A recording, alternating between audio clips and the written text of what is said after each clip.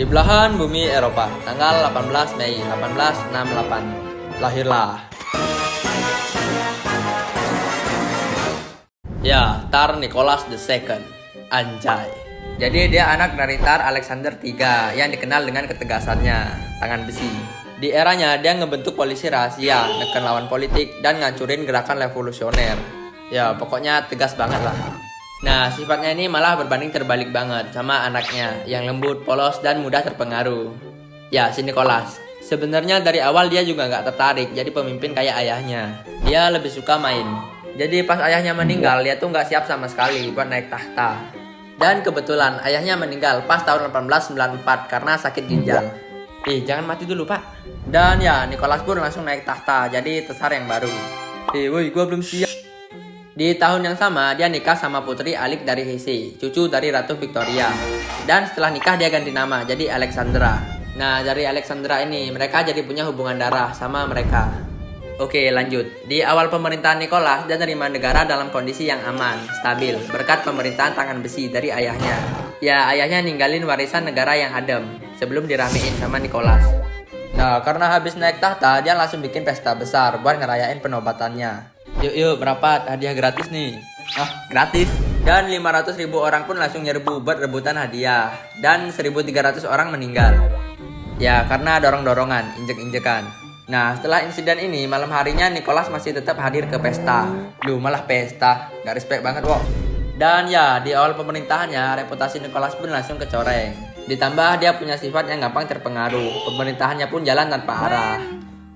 Dan para pejabatnya manfaatin kepolosan Nicholas buat ngejar kepentingannya sendiri. Ya, semenjak ganti pemerintahan, kondisi Rusia mulai menurun. Petani miskin, buruh ribut, dan demo mulai muncul. Dan si Nicholas, dia nggak siap ngehandle semua itu. Nah, karena makin hari kondisinya makin buruk, para penasihat Nicholas punya ide nyari perang kecil buat ngangkat moral rakyatnya.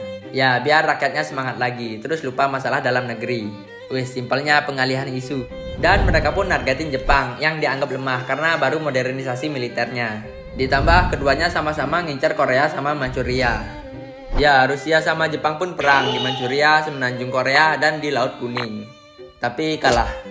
Ya, kalah di semua front.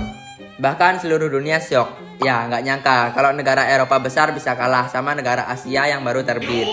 Dan ini jadi pukulan besar buat reputasi Nicholas. Nggak cuma itu, rakyatnya juga makin marah. Mereka kecewa berat. Kerusuhan pun makin meningkat. Dan ada satu tragedi yang bikin kerusuhan makin meletus. Jadi di waktu itu ada seorang pendeta yang mimpin para pekerja buat ngerencanain pawai damai. Ya, pawai damai. Mereka ngumpulin petisi yang mau dikasih ke Nicholas. Isi petisinya gini. Dan ya, mereka pun OTW ke istana musim dingin. Tapi Nicholas nggak ada di sana. Dan para pasukannya yang panik ngeliat ribuan massa mendekat, mereka malah ngelepas tembakan ke ribuan massa. Dan ya, yang rencananya pawai damai berujung chaos total.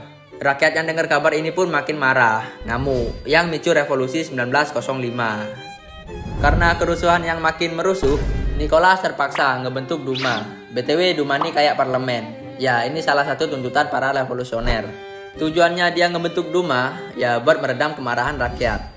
Tapi dia ngebatasin kekuasaan Duma dan tetap mempertahankan kekuasaan monarki absolutnya. Lu niat bikin Duma nggak sih? Nah, masalah Nicholas nggak cuma sampai sana. Dia punya masalah baru di keluarganya. Jadi putra tunggalnya, Alexei, kena penyakit hemofilia. Nah, dalam keputusasaan ini muncullah Rasputin. Ya, dia petani dari Serbia. Waktu itu dia emang lagi viral-viralnya karena dia ngaku sakti dan punya kekuatan spiritual. Anjay. Nicholas yang dengar isu ini langsung manggil dia ke istana buat nyembuhin anaknya, Alexei. Dan bener aja, setelah Rasputin komat-kamit baca doa dan sedikit resep dokter, keadaan Alexei ini tiba-tiba membaik. Dan Nicholas sama istrinya pun jadi kagum. Lah, kok bisa? Nah, sejak saat itu Rasputin disuruh tinggal di istana buat nyembuhin Alexei kalau tiba-tiba penyakitnya kambuh lagi. Dan ya emang penyakitnya Alex ini kambuh-kambuhan. Jadi kalau dia sakit disembuhin lagi. Ya gitu teruslah. Rasputin pun jadi temen tongkrongan kerajaan. Suka ceramahin bangsawan sambil meditasi di bar. Para bangsawan sebenarnya nggak suka sama kehadirannya karena dia suka mabok. Terus bau.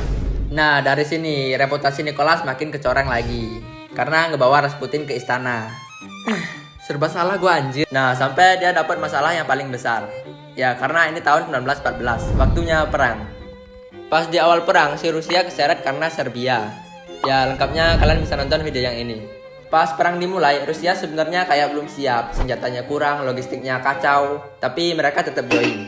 Terus ngebuka perang di front timur dan kalah lagi.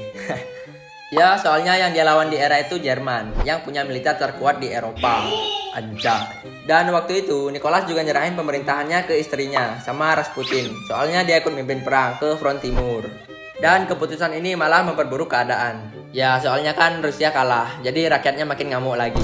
Dan di sisi lain, bangsawan juga muak, terus ngebunuh Rasputin. Dan di sisi lain lagi, ekonominya hancur karena perang. Rakyatnya mati kelaparan. Rusia pun ada di ambang revolusi lagi. Anjir. Udahlah. Revolusi 1917 pun pecah. Pas keadaan makin kacau, tentara juga mulai membelot, terus ikut di pihak rakyat. Nah, pas sebagian tentara ikut revolusi, barak pun mulai dibuka, dan rakyat ngambil senjata. Ya, yang awalnya demo malah berubah jadi pemberontakan. Karena Nicholas sudah kepepet, dia pun turun tahta. Dah, mending pensiun. Terus dia sama keluarganya ditetapin jadi tawanan rumah sama pemerintahan sementara. Setelah pemerintahan sementara mimpin, mereka tuh tetap lanjutin perang. Nah, dari sini partai Bolshevik pun mulai bersinar. Mereka ngasih janji perdamaian, berhentiin perang. Dan ya, dengan dukungan buruh plus tentara, mereka makin kuat. Terus berhasil ngegulingin pemerintahan sementara lewat revolusi Oktober. Dan sejak saat itu kekuasaan ada di tangan Bolshevik dan Lenin sebagai pemimpinnya. Setelah Bolshevik berkuasa, Nicholas sama keluarganya dipindahin ke Yekaterinburg.